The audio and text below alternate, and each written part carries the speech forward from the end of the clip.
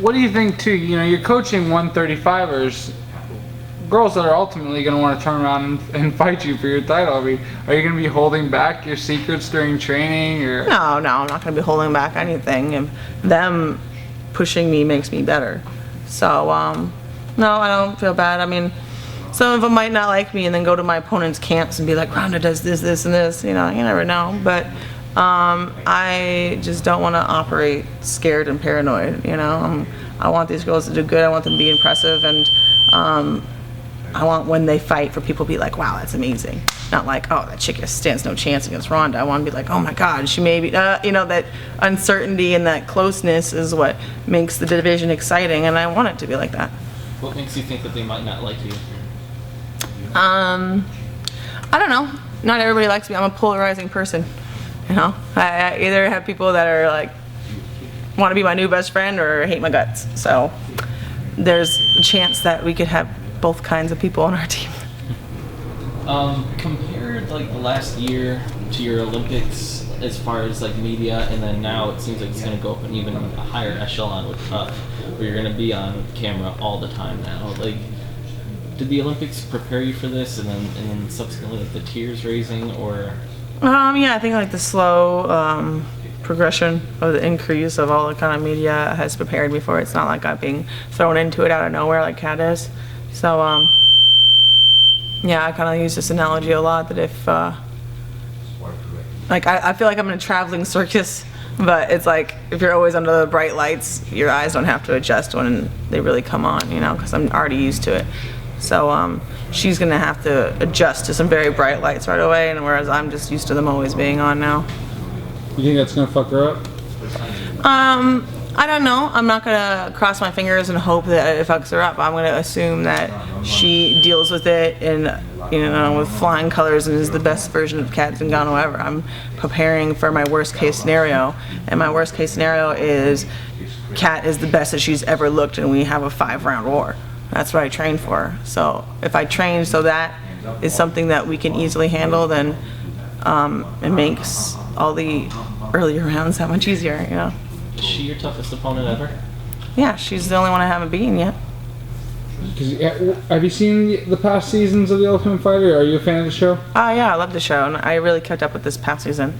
And I really kind of like the new look that they've given it. And the more that I watched this last season, the more excited I got for this one. So I got a lot of really cool ideas, and we're gonna make it fun for everybody in the house. You know, like a lot of that Big Bear stuff is pretty much what we did. We Ultimate Fightered ourselves for 10 days. We isolated. We didn't really go anywhere outside. We had our cell phones and stuff. We, you know, I had music and stuff. But yeah, maybe we'll make some like Armenian barbecue and get some salty fishies and give them a beer every once in a while if they're good. And we'll try to make it as, you know, homely and fun and, you know, just a really good training atmosphere instead of like being on Survivor. Are you worried that this could portray mixed martial arts in a negative light at all? If, you know, they are hooking up in the house or anything like that goes down? Anything could go wrong. You know, pouring a glass of milk can go wrong. So I'm just remaining positive, and from what I've seen, everybody coming into the show are really aware of the opportunity it is, and they're not going to be treating it like it's Temptation Island. They're going to be treating it like it's a real tournament, because that's what it is. It's a tournament that's well documented. It's not a show. That's how I think of it. And it's definitely not reality television. Are you worried about being portrayed as possibly the bad guy?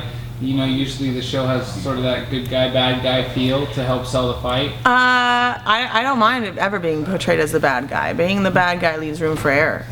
If I act like the good guy all the time, people aren't expecting me to be perfect. If I act like the bad guy, I could say, you know, I could swear every once in a while when I shouldn't, and, you know, if I get caught in a picture partying or something, people aren't going to be like, oh, what a hypocrite, you know, I'd be like, oh, you know, whatever. And so, yeah, the bad guy has room for error, and everyone errs. Being the good guy is the hard part. Compared to like a lot of seasons past where the fighters are basically fighting their way into the house and introducing themselves to the coaches, and some of them may be known, but a lot of the women are known to you.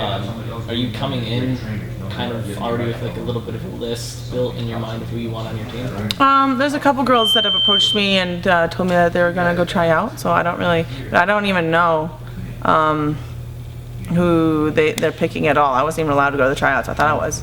So I'm gonna see everybody for the first time when they're fighting into the house, and we'll see. I don't know. I'm just gonna pick off a performance, and there's a couple girls I guess that are going to the house that if they make it, I probably won't pick them because just attitude-wise, I know we won't get along.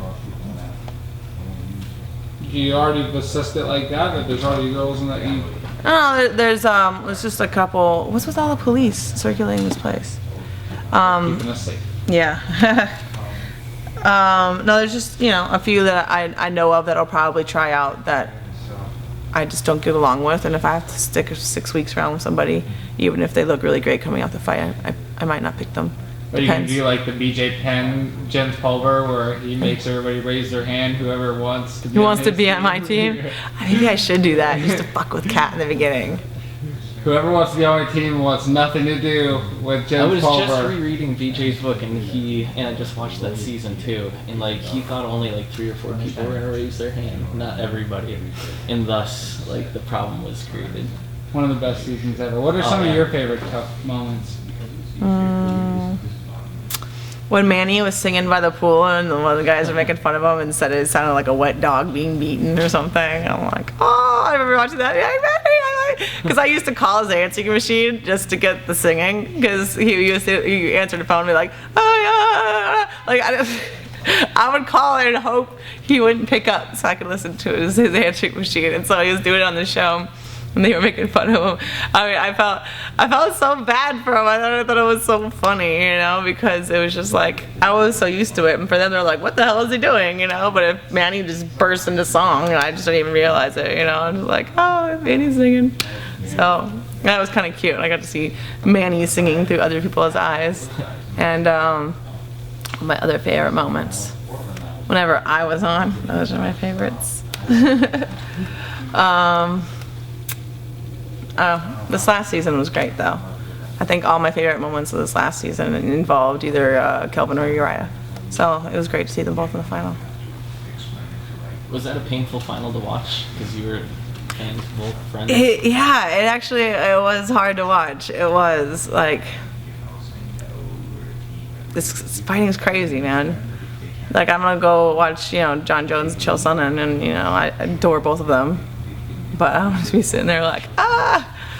But I don't know. It's hard when you know the people that are fighting. It's easy to detach yourself and be like, oh yeah, that thing that guy did, whatever, when you don't know them. But when it's 2 people, you know, especially 2 people you like fighting each other, they're just kind of like every shot. It's not like someone you're like, ooh, and someone you're like, yes! It's like on both sides, like, oh, ow, ow, ow, ow. Like for every hit, you know? So it's harder. It definitely is. So happy for both of them, though. I think last question probably, like, we watched all your training up in Big Bear for your last camp. Compare yourself at that camp and how you are going into the TUF house right now as far as like your skills. Because I know a lot of people want to know like how your stand-up's developing. How do you feel? I felt great. Yeah. I mean, not getting hit is striking too. Yeah. And I learned striking to make myself a more efficient grappler, and I've been grappling extremely efficiently, so I think that means my striking's doing great. Awesome answer. Full of them. Yeah, that's all. Anything you want to say before we let you go, dude? MiddleEasy.com, lazy savage all day. And Jason Noir. Don't forget Jason. Thanks, Roddy.